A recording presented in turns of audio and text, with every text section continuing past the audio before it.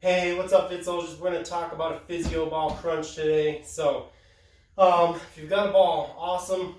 You're most of the way there.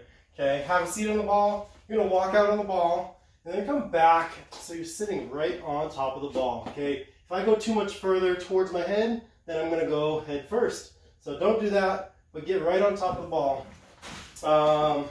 So here I am on top of the ball. This allows me to extend over the ball a little bit, lengthen these abs a little more, and then from here, I want you to think of your ribs and hips just drawing closer to each other. I want you to think of your chest lifting straight up to the ceiling. There's a string attached to it, you're pulling up. You are not sitting up and rolling up. I really did nothing there besides rolling the ball to get up. Not many abs working.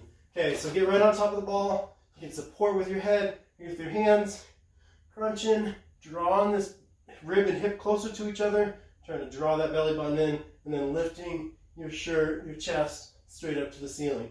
Okay, a little goes a long way. You're not moving too much, but my abs are already burning, and so will yours. Get after it, have fun with it. We'll see you soon.